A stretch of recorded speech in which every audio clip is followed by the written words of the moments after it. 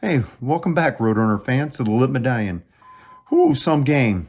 If I were to tell you before this game that the quarterback for Western Kentucky was going to throw for 523 yards and 5 touchdowns, you would just say, no way, no way we win. None, no way. But the Roadrunners did because they put offensive output was first and foremost on their mind.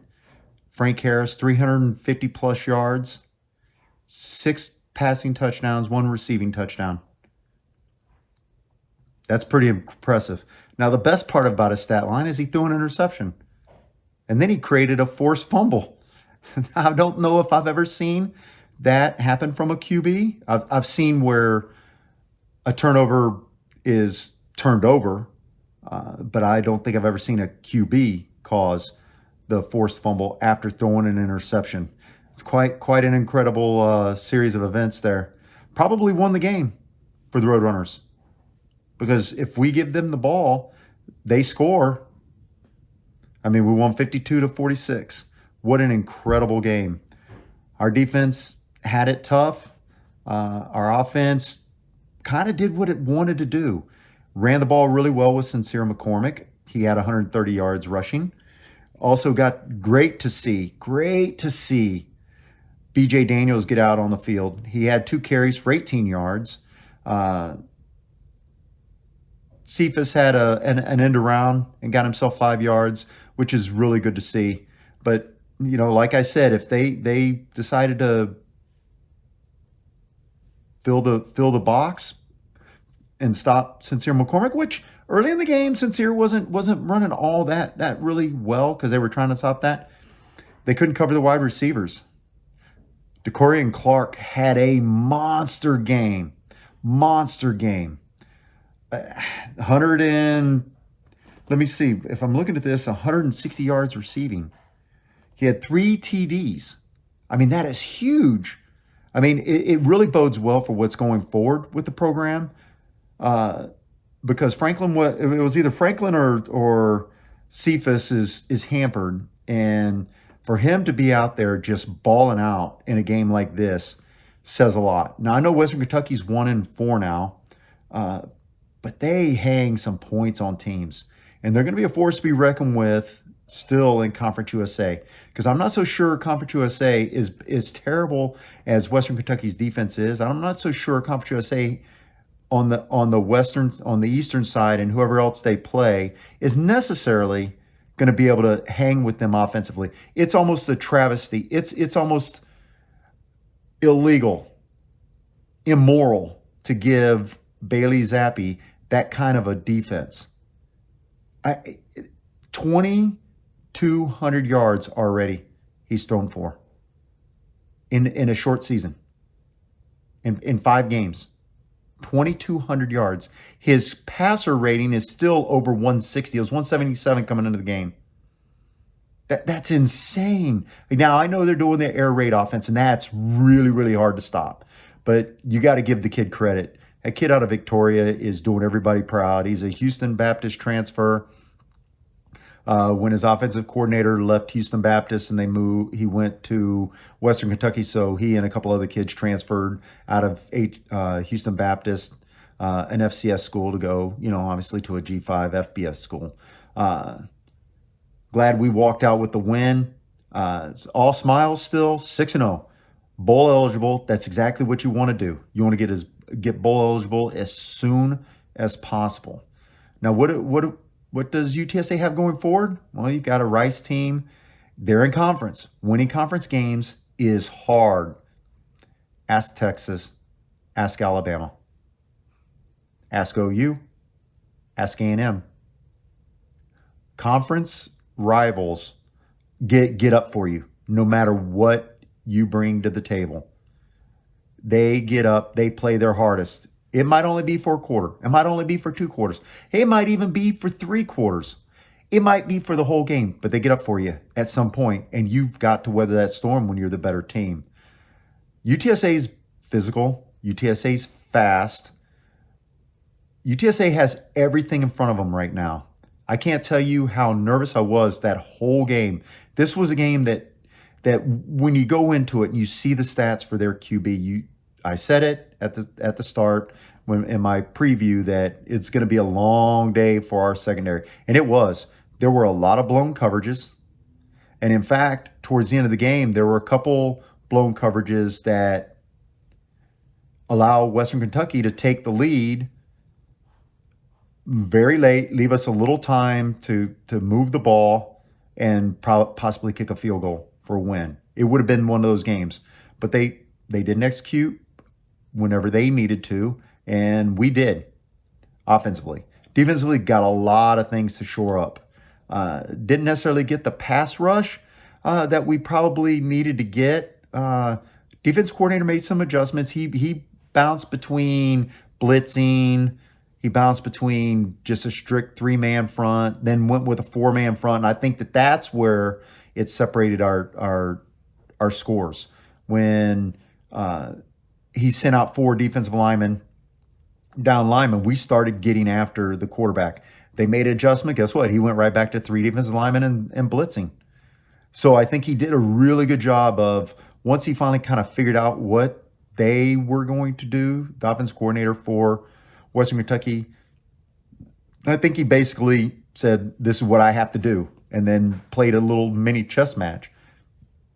Put the players in the right position, let them do their thing, and just let the better players, better team win. And UTSA is, obviously, than Western Kentucky. But don't sleep on Western Kentucky. They got the kind of offense that they're on the eastern side. It's very, very possible that UTSA and Western Kentucky play in the conference championship game again. I don't want to see them again. Absolutely not. This is the last team you want to give a second shot at you, because it won't a second shot for us at them. You don't want them to have a second shot at us. They're a tough team. They're a tough team. Now, we got Rice coming up this weekend for homecoming, and then we finally get a bye week after that. And it's nice. It's nice that we got Rice for homecoming, because I'm not a fan of Rice. You know what? I want to put 70. I want to get to that magical 77 points. I always call it. I make the call 77 to -1. One of these days, the Roadrunners is going to get that 77 points, and I hope it's against Rice. Will it be? Doubt it. I mean, I can only goof around and joke about it. What I really want to see is the continued development of this team offensively and, more importantly, defensively. We've really got to shore up some of those blown coverages. Too many wide open receivers scoring touchdowns on us. I mean, they're blown coverages. There's no other way to put it. They fix that. Games get even easier for the Roadrunners. So who knows? I would like to point out one final thing. Hunter Duplessis, after a rough game last week, kicked everything through the upright. All those touchdowns.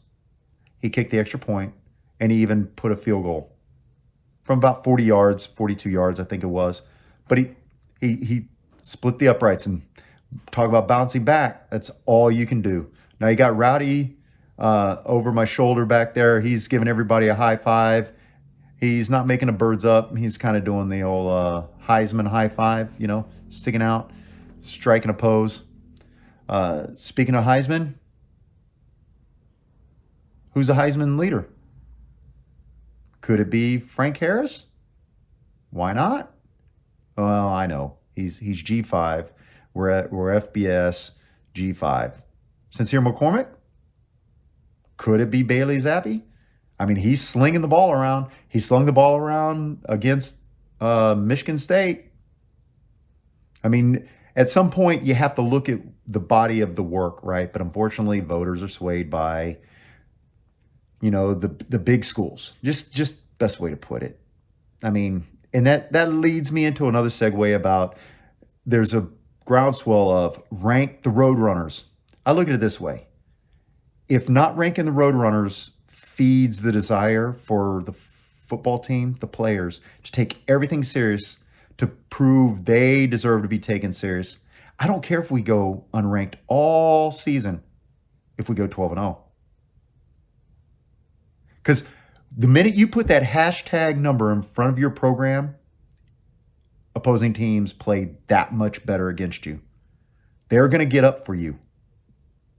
When you don't have that hashtag number in front of you, guess what happens? Teams don't take you so seriously. Ask A&M.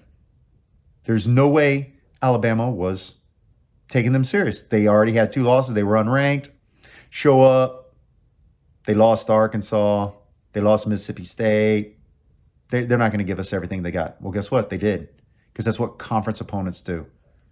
So do I want the Roadrunners ranked? Man, it'd be beautiful to actually see them crack the top 25. There's 2 teams in the top 25 that I wonder how they got there. Can you tell me, what did San Diego State, what have they done? What has SMU done compared to our schedule? SMU's getting credit for beating 2 not so good Conference USA schools, North Texas and La Tech. We beat Memphis, a good AAC school. Yeah, Illinois wasn't that good, but like I said, tell me the team that SMU's defeated that's better than Illinois, that you would say will go in and mollywop Illinois. You can't, but that's okay.